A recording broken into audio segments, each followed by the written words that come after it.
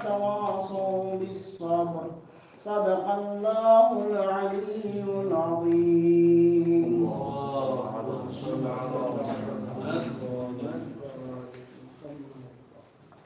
أعوذ بالله من الشيطان الرجيم. بسم الله الرحمن الرحيم.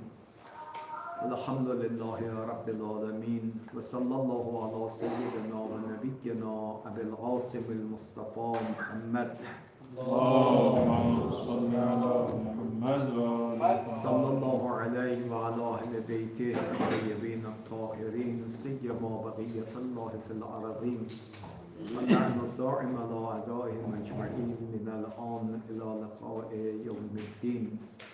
اللهم نور قلوبنا بالقرآن ووفقنا للعمل به. خب بحث و گفتگویمون در رابطه با حکم سومی بود برای مجتهد مطلقی که مستنبت بالفعل است. حکم اول این بود که تقلید کردن بر چنین مجتهدی حرام است، یعنی واجب است به فتوای خودش عمل کنه. حکم دوم این بوده که عوام می تواند از چنین مجتهدی تقلید کنند. اما حکم سوم این بود که آیا چنین مجتهدی منصب قضاوت رو هم می تواند داشته باشد یا خیر. گفتیم ما بحث قضاوت رو به طور کل بررسی می کنیم که علاوه بر این که حکم این مجتهد روشن میشه، سایر خدمت از کنیم که اصناف مجتهد هم حکمشون مشخص میشه. در رابطه با منصب قضا جلسه گذشته اگر یادتون باشد گفتیم چند امر به عنوان مقدمه باید بیان بشه. مقدمه اول اصل اولیه بود، عدم و ولایت و احد علی خلقه. ولی به حکم اولیه غیر از خدای متعال هیچ انسانی بر انسان دیگر ولایت ندارد. این مقدمه اول بود. مقدمه دوم ظاهرا رسیدیم به همین دیگه، المقدمه الثانیه. ما معنی القضا؟ ما معنی القضا؟ و وقتی میخوان بحث بکنیم که آیا مجتهد میتواند به منصب قضا برسد یا خیر، اولین سوال این که اصلا قضا یعنی چی؟ که آیا مجتهد میتواند به این منصب برسد یا خیر. معنای قضا رو در دو مرحله پیگیر هستیم، یک از نظر لغت، دو از نظر اصطلاح. برای کلمه قضا ادعی تا 10 معنا مثل مرحوم صاحب جواهر در جلد 40 صفحه 7 و برخی ها تا 12 معنا برای کلمه قضا ذکر کردن.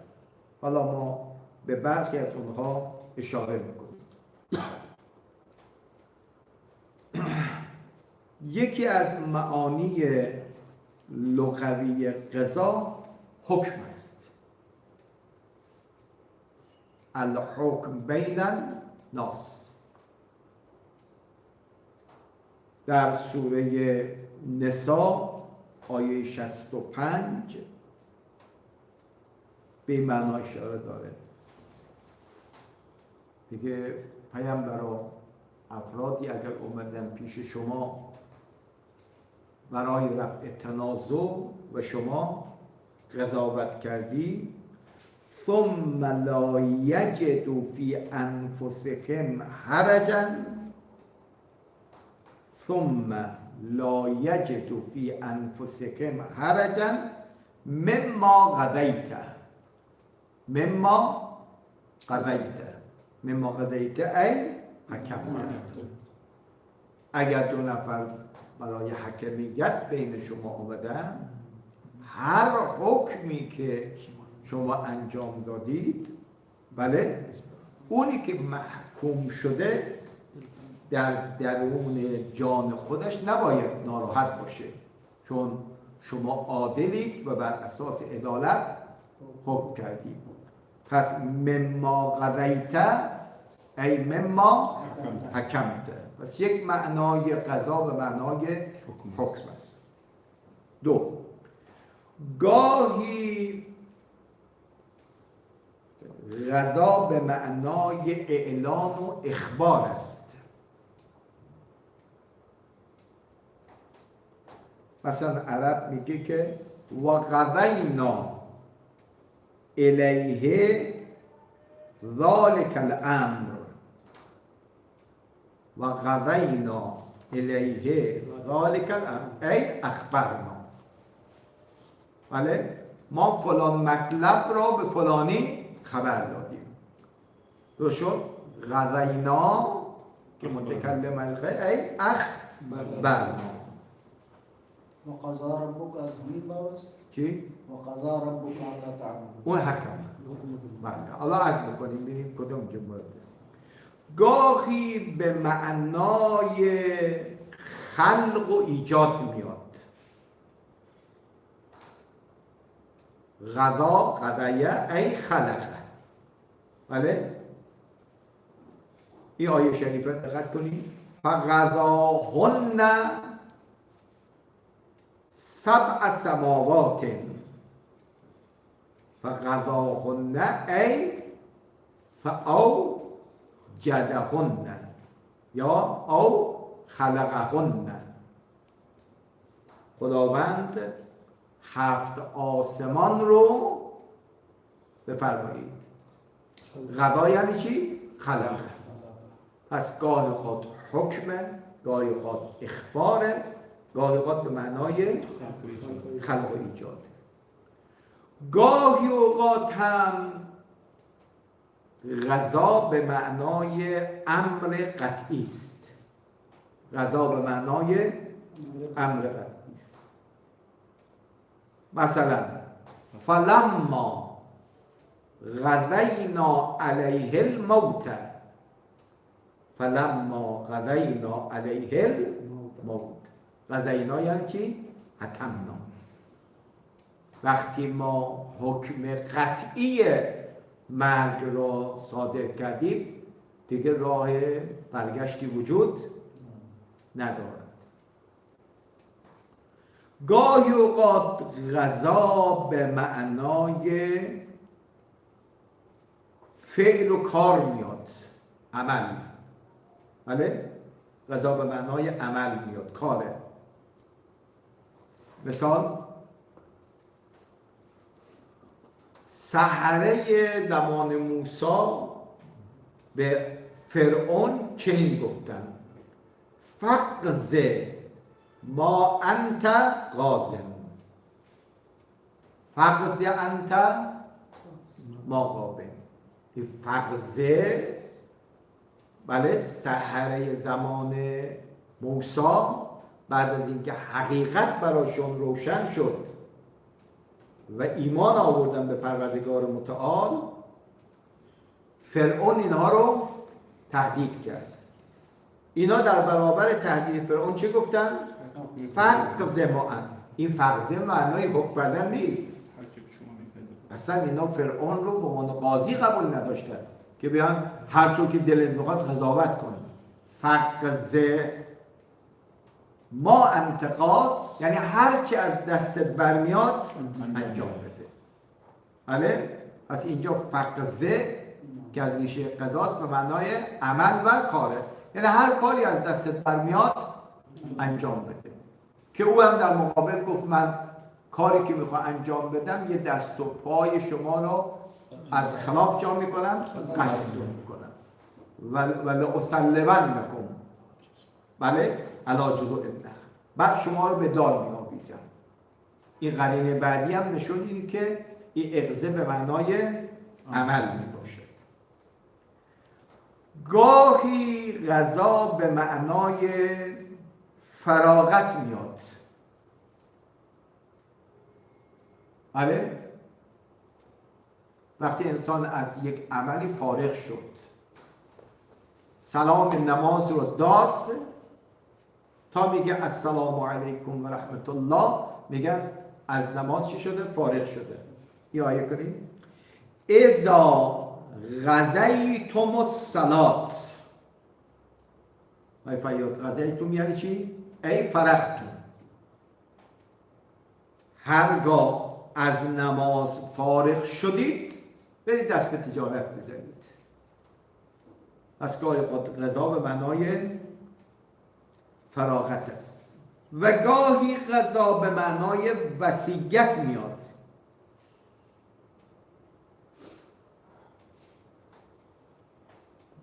بله، به معنای سفارش کردن، وصیت کردن است. این آیه دقت کنید. الا حاجتا فی نفس یعقوب غذاها. بله، حاجتا فی نفس یعقوب غذاها. غذاها یعنی چی؟ ای وصاها. مطلبی که در ذهن جناب یعقوب اومد وصاها. غذاها یعنی چی؟ وصاها. اونی که در ذهنش بود وصیت کرده. گاهی اوقات غذا به معنای پایان مدت است، تمام شدن مدت است. مثلا در جریان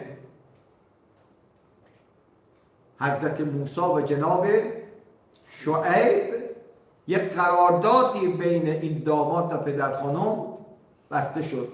قرآن میگه فلما قضا موسی العجله. و همین قضا اینجا معنی چیه؟ ای تم العجله. قضا به معنای جناب موسی اون عجل با همزه، یعنی اون مدتی که بین او و شعیب بود او رو چه کرده؟ به اتمام رسوند. پس گاه اوقات قضا به معنای به اتمام رسیدن قرارداد هست. مثل قضای نماز دیگه. چی؟ مثل میگیم قضا شد نماز. تمام شد. وقتش تمام. گاهی اوقات قضا به معنای موت است.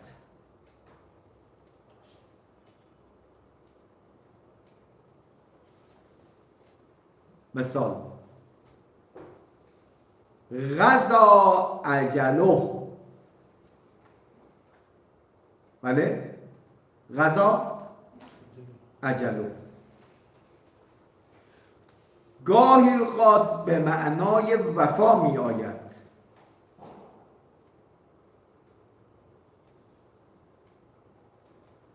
زیدون غذا دینه.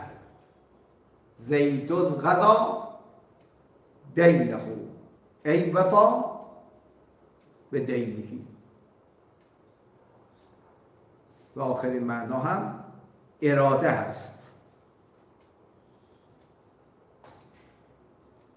خب اذا غذا شیئا ای اذا اراده، بفرمایید شیئا.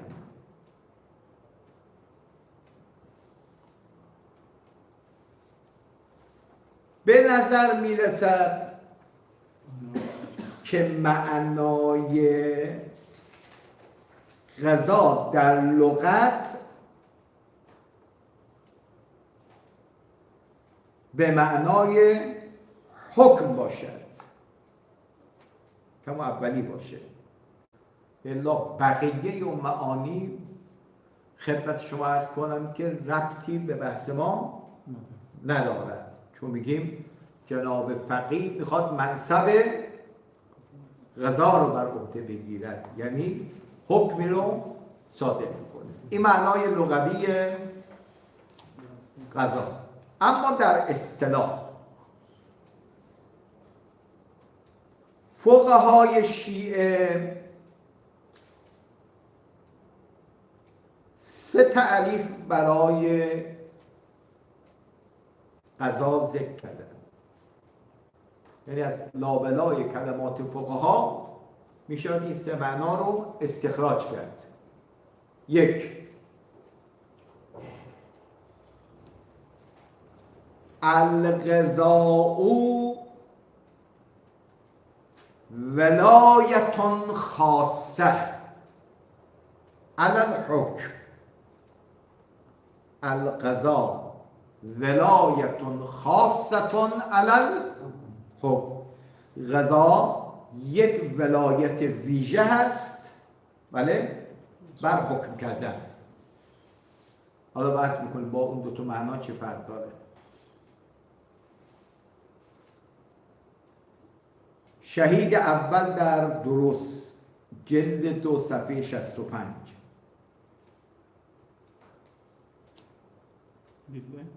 جلد دوم صفحه 65. شهید ثانی در مسالک الافهام، جلد 13 صفحه 325. محقق رشتی در کتاب القضا، جلد 1 صفحه 26. قضا رو اینجور معنی کردن. مثلا کلام شهید اول اینه: القضاء ولایت خاصة علی الحکم شرعا لمن له اهلیت الفتوا. دیدید بعدا یه رابطه قرار میدن، میگه هر کسی لیاقت منصب قضا رو نداره، کسی که اهلیت فتوا رو داره. یعنی باید مجتهد باشه تا منصب قضاوت بگیره. کسی که مجتهد نباشد نمیتونه. بله، القضاء ولایت خاصة علی الحکم شرعا لمن له اهلیت الفتوا. این یک معنی. معنای دوم، القضاء هو الحکم بین الناس. نمیگه ولایت، بله، القضاء هو الحکم بین الناس عند التنازع و التشاجر. عند التنازع و التشاجر، وقتی دو نفر با هم دعوا دارن، مشاجره دارن،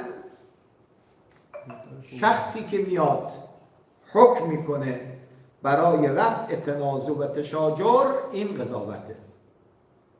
اینجا میتونه حتی باید فقیه باشه. حالا امام در تحریر الوسیله، شهید ثانی در شرح لمعه از برخی نقل میکند، جلد 3 از اون 10 جلدی ها، صفحه 61. بله؟ بله. پس معنای دوم اصطلاحی قضا حکم را گفتن. قضاوت یعنی حکم کردن. معنای سوم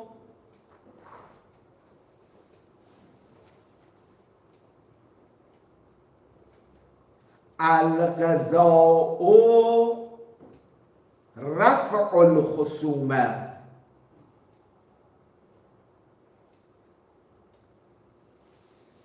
و فصل الامر بین المتنازعین. و فصل الامر بین المتنازعین. حالا اینو پیدا بکنید، من نرسیدم بگی قائلش کیه.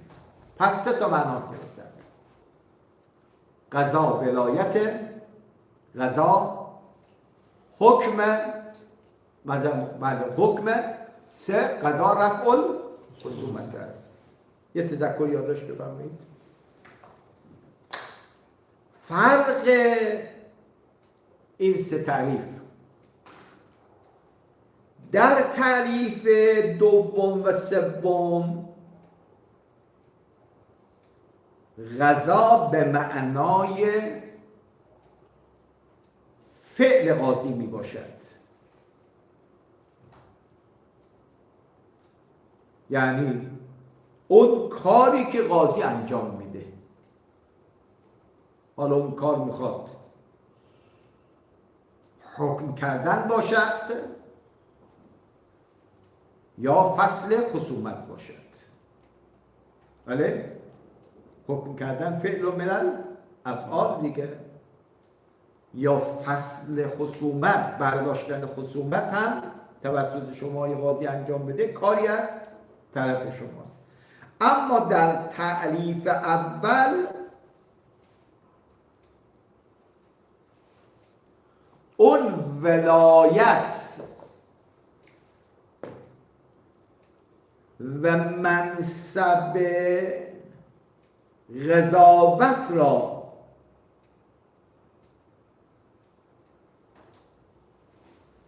مراد می‌داند و کاری به فعل قاضی ندارد. بله؟ یعنی حکم یا رفع خصومت بفرمایید لازمه اون منصبه. اینا بفرمایید یعنی خدای متعال از نظر شرعی این منصب رو بفرمایید به یک عده داده است.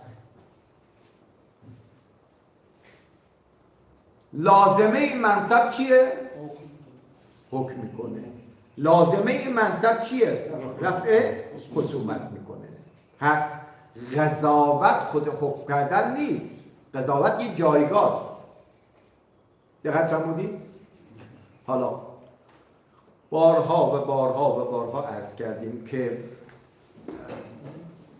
وقتی میخواد یه مطلبی رو محققانه وارد بشید، نگاه به قائلین اون اقوال نکنید، چون گاهی اوقات ابهت اشخاص آدم رو میگیره. انسان میخواد به یک نقطه‌ای برسه تردید میکنه. حالا اصلا کأنه قائل این سه قول نداریم. بله؟ یه معنای اصطلاحی منصبه، یه معنای اصطلاحی حکمه، یه منصب اصطلاحی خصوم است. درست شد؟ یه تذکر مهم بریزید. حالا ببین کدوم معنا مناسب تره.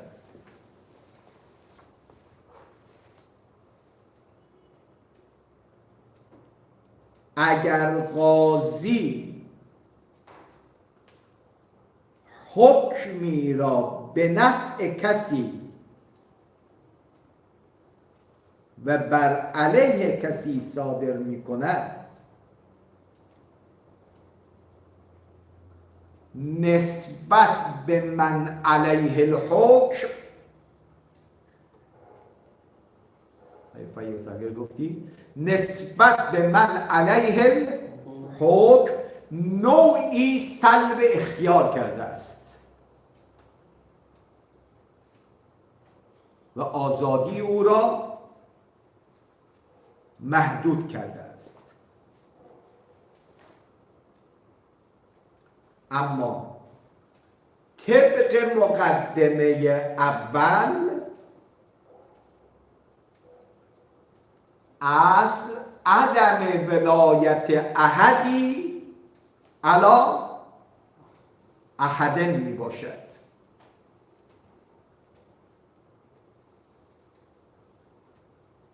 و حال اون که قاضی نسبت بر من علیه الحکم ولایت بر تضییق پیدا می کند.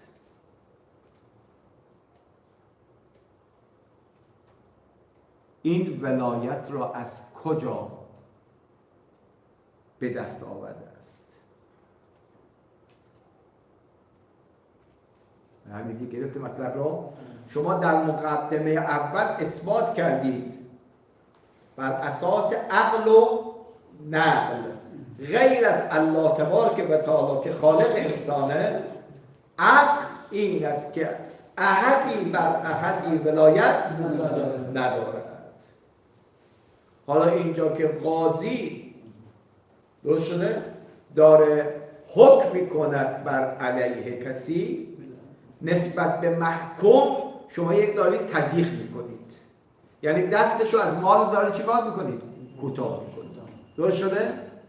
پس کأنه این آقای قاضی یک نوع ولایت دارد بر محکومات علیه، با حالی که شما در مقدمه اول گفتید عقلا و نقلا اصل عدم ولایت احد علی احد. پس این جناب قاضی از کجا این ولایت رو پیدا کرده است؟ حالا با توجه به این تذکر برداشت بنده است، حالا شما آزادید، با توجه به این تذکر به نظر میرسد که معنای اول مناسب تر باشد. دقت فرمودید که ما ولایت را یک منصب بدانیم، قضاوت را یک منصب بدانیم، یک نوع ولایت باید بدونیم. بله، لازمه این ولایت چیه؟ حکم کردنه. لازمه این ولایت داشتن چیه؟ رفع خصومت می باشد. چون ما بعداً دنبال چی برمیگردیم؟ به چه دلیل این آقا به این منصب رسیده؟ نمیگیم به چه دلیل حکم کرده، به چه دلیل رفع خصومت کرده. میگه اصلا این منصب رو کی بهش داده که الان اومده حکم کرده، اومده رفع خصومت کرده. درست شد؟ با توجه به مقدمه اول بله شهید اول و شهید ثانی به نظر پیدا میشه که قضاوت در اصطلاح فقها بگیم یک نوع ولایته، یک نوع منصبی است شرعاً. خب این منصب رو شارع مقدس به این آقای مجتهد داده است. چرا داده؟ که بیاد حکم کنه. چرا داده؟ یا رفع خصومت بکنه. این هم مقدمه دوم. پس مقدمه اول اصل عدم ولایت احد علی احد الا من خرج بالدلیل. مقدمه دوم تعریف قضا شده. قضا یک منصب است، یک ولایت است. درست کردید؟ اونم گفتیم یه ولایتی که شرعی است که خدای متعال به قاضی داده است. المقدمه الثالثه. ببین عزیزان، بحث ها اگر درست چیده بشه بعداً تو اظهار نظر آدم راحت تر میشه. الان مقدمه اول دستتون هست، مقدمه دوم هم دست شما هست. المقدمه الثالثه الفرق بین القضا و الفتوا.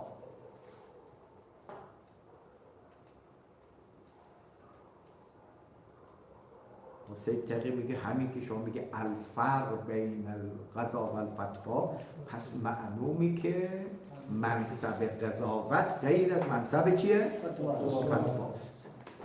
اگه این فرق رو پذیرفتیم بله بعدا میرسیم به این که اگر با هم فرق دارن چه نسبتی با هم دارن.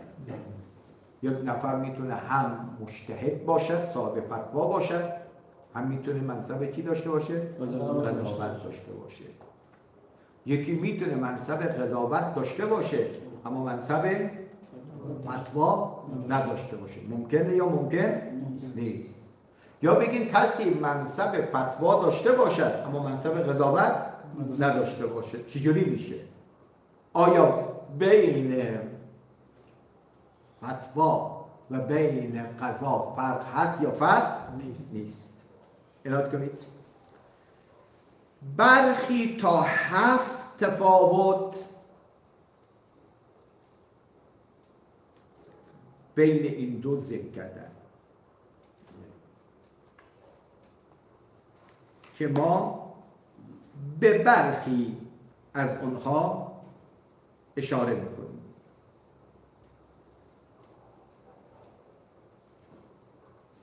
یک،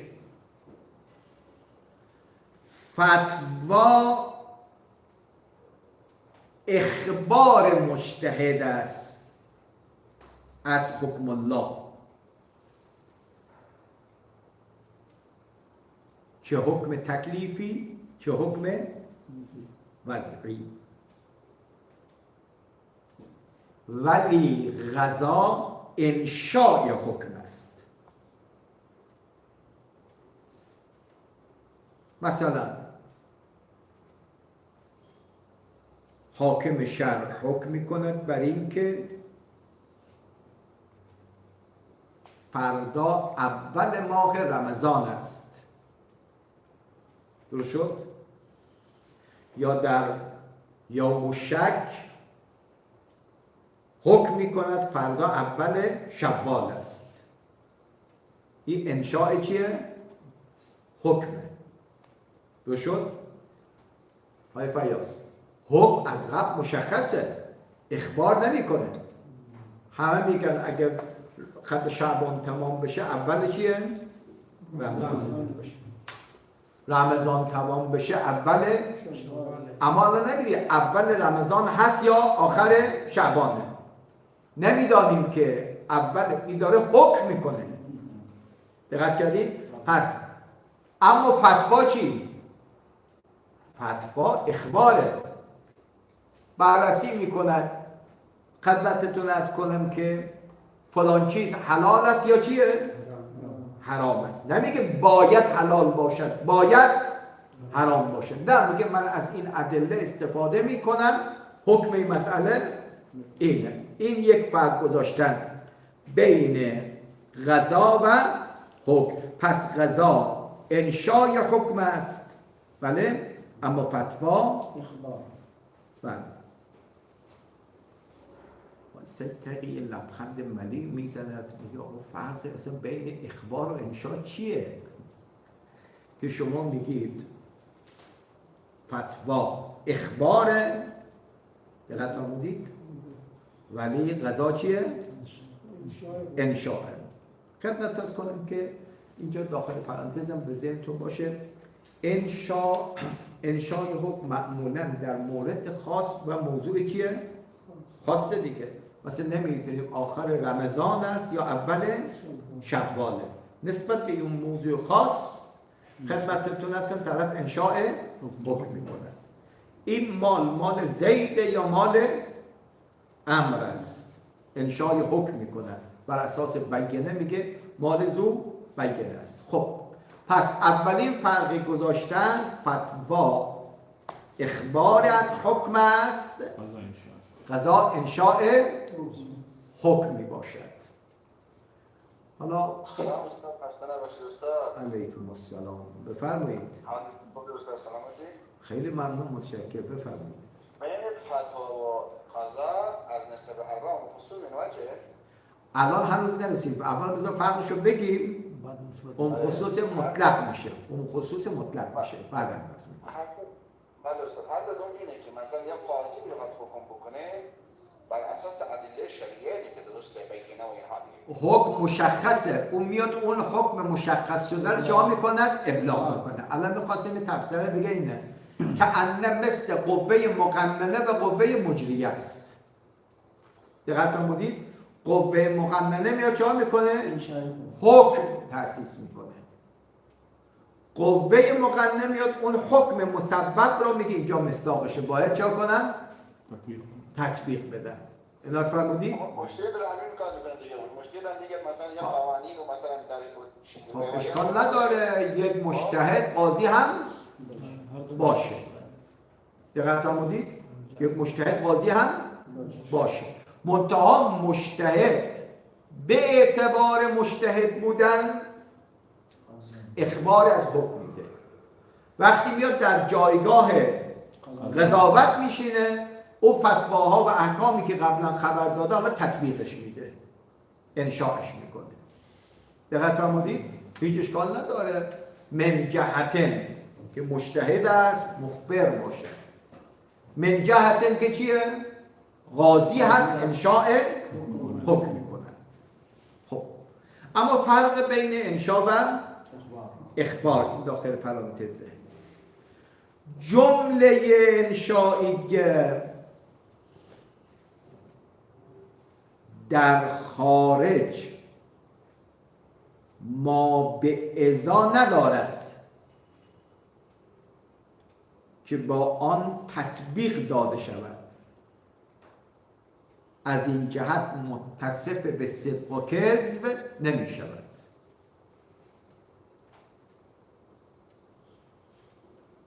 اما به خلاف جمله خبریه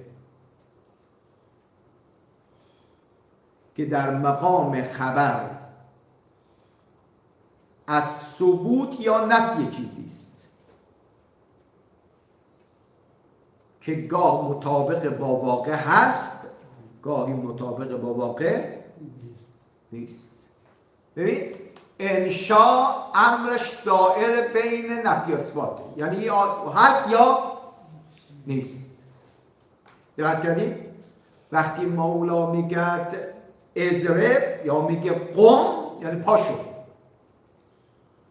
اما خبر میگه زیدون ذهبه، به شما خبر میده. درست شد؟ میگه در عالم خارج یا زید رفت، این خبر صادقه، یا زید نرفته است، پس این خبر چیه؟ پس انشا متصف به صدق و کذب نمی شود، ولی به تعبیر دیگر اخبار حکایت از واقعیت خارجی است، ولی انشا ایجاد معنا و واقعیت اعتباری است. خب اینم به عنوان تکمیلی اول. دقت کردید؟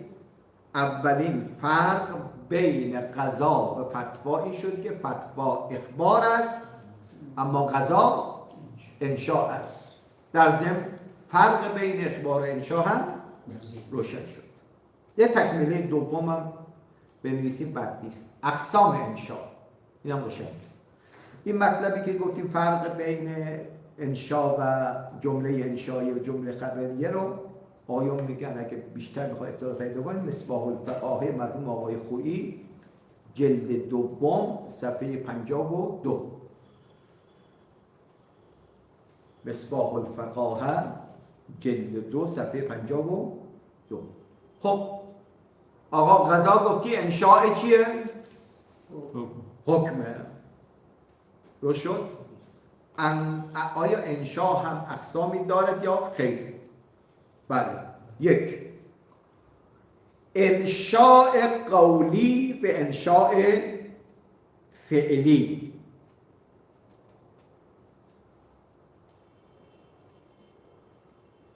این تقسیم رو مرحوم آیت الله اسید احمد خنثاری در جامع المدارک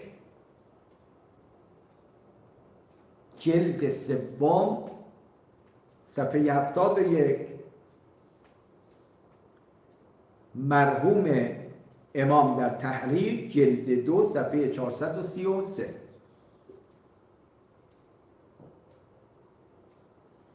عنایت کنید. گاهی اوقات پدر به فرزند میگه که قم از جات پاشو، گاهی اوقات میره دوتا دستاشو میگیره بله بلندش میکنه. اولی رو میگه انشاء قولی، دومی رو میگن انشاء فعلی. دو، انشاء تنجیزی و انشاء تعلیقی.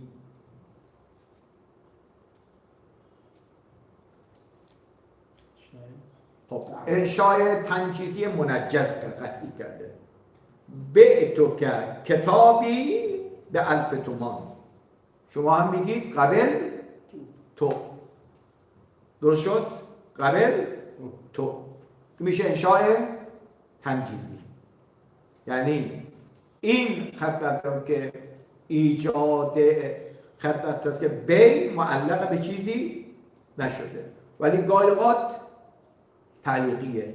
به تو که کتابی انجا انی زید، بله، اگر زید بیاد من این کتاب رو بهت میفروشم.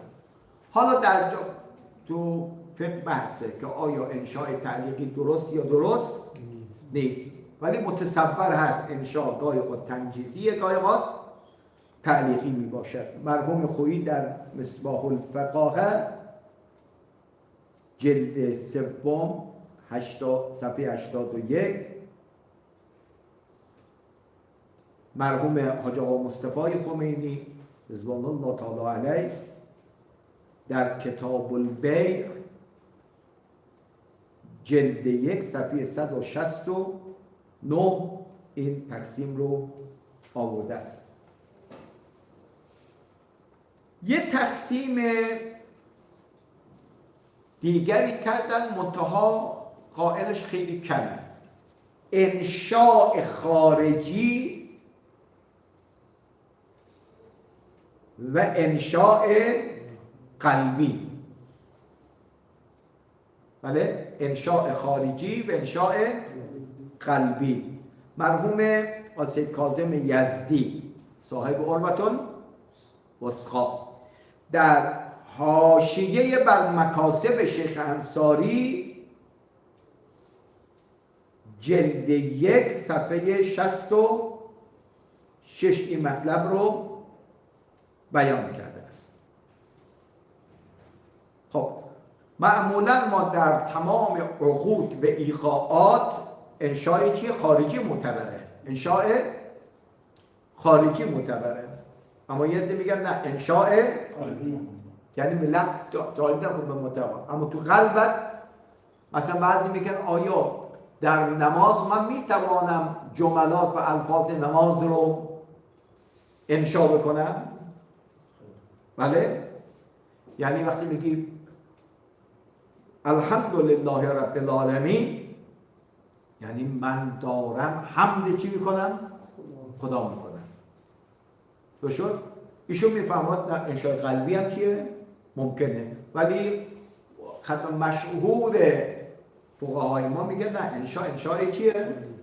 خارجی. انشاء قلبی معنا نداره. خب خدمت با سعادتتون عرض کنم که اینم یک تذکری بود از که پس فرق اول فتوا اخبار است، قضا انشاء است. فرق دوم به اعتبار متعلق این دوست، یعنی فرق به اعتبار متعلق فتوا غالبا احکام کلی است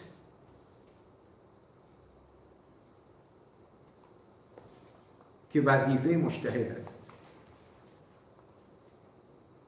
اما تطبیق آن بر مصادیق اگه گفتیم بر عهده مکلف است. بله،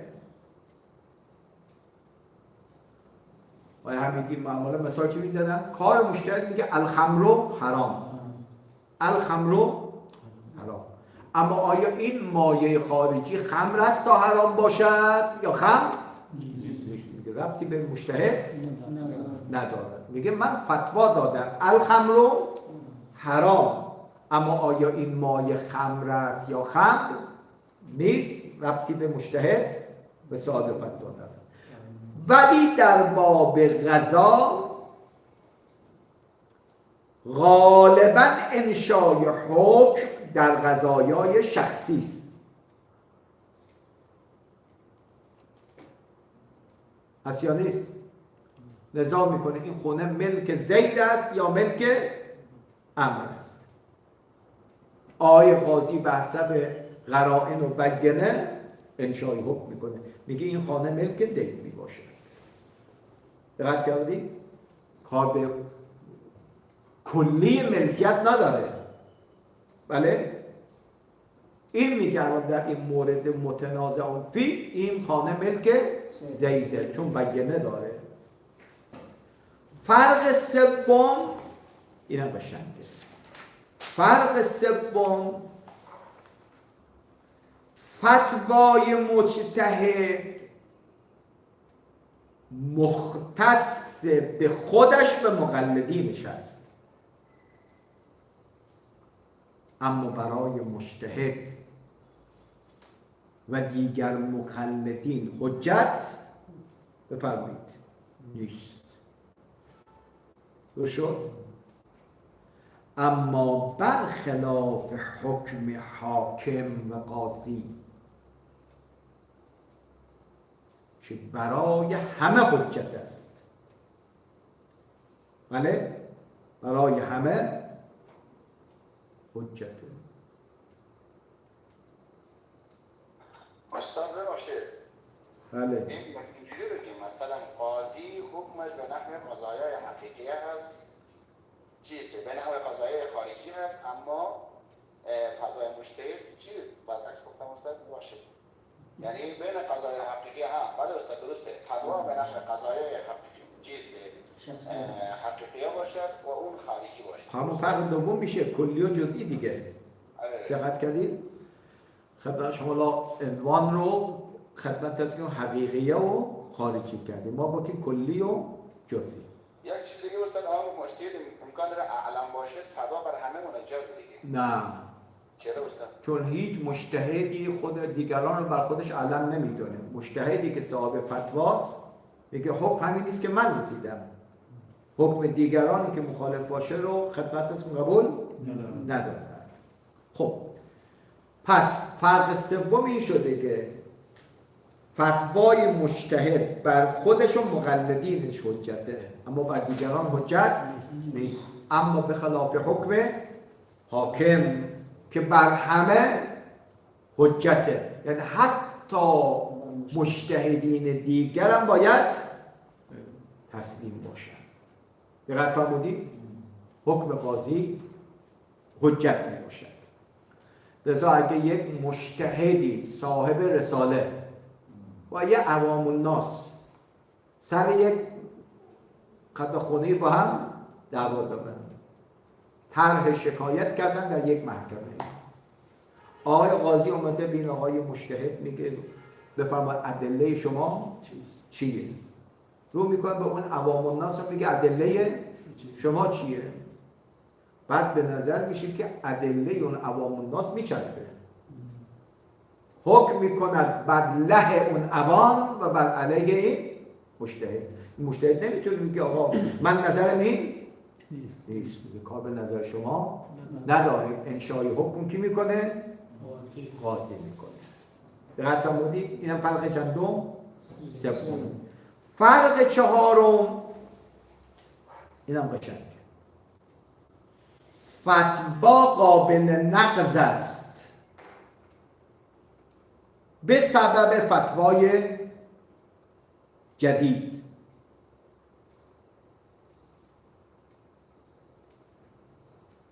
به خلاف حکم حاکم که قابل نقض نیست مگر موارد خاص که در کتاب القضا بیان شده. پس طبق روال عادی دقت کردید، مجتهد تا به حال میگفته فلان عمل مستحبه، بله، اما بعد ادله دیگر دیده فتواش تغییر میکنه. اما قاضی که اومده حکم کرد 10 سال پیش، درست شد، اما بعداً نظرش چی شده باشه؟ نمیتوان اون حکم قبلی رو چا کنه؟ نقض بکنه، مگر مواردی که بفرمایید خاصه، یعنی دلیل دارید که اونجا نقض حکم اشکالی ندارد. و آخرین فرق،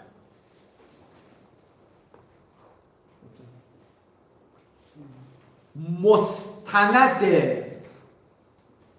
فتوای مجتهد ادله اربعه است، ولی مستند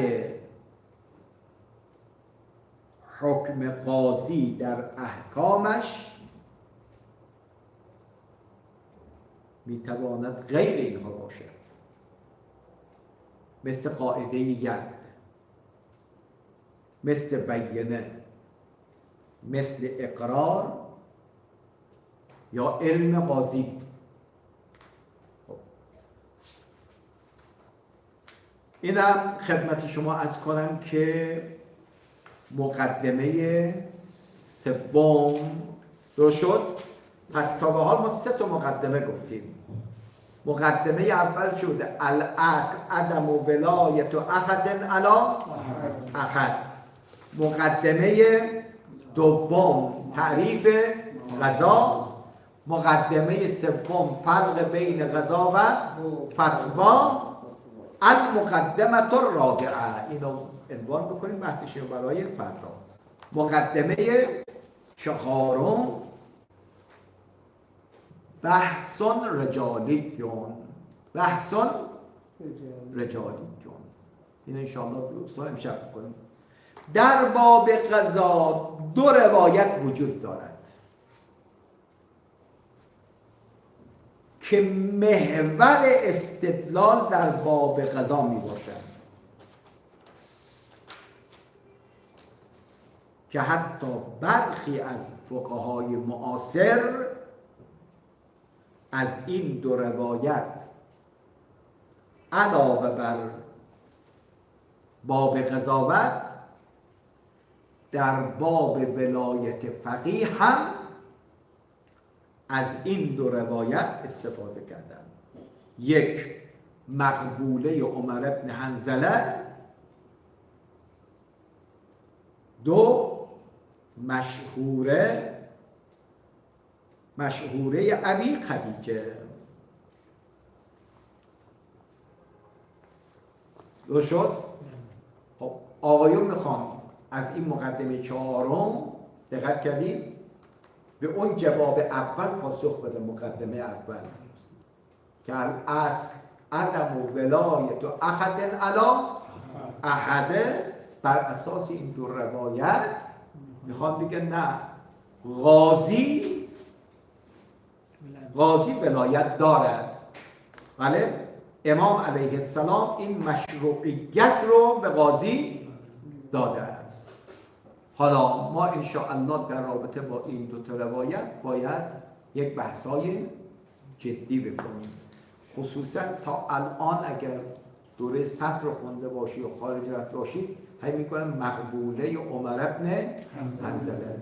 آیا میشه اینو از این مقبوله بودن بیرون بیاریم بگیم صحیحه عمر بن حنظله؟ چون وقتی مقبوله میگیم یعنی سندن ارزش نداره. دقت کردید؟ اما اگر بتونیم رفع اشکال بکنیم میتونیم بهش بگیم صحیحه عمر بن حنظله، اگر عمر باشه برای فردا. و صلی الله علی محمد و آل محمد. اللهم صل على محمد.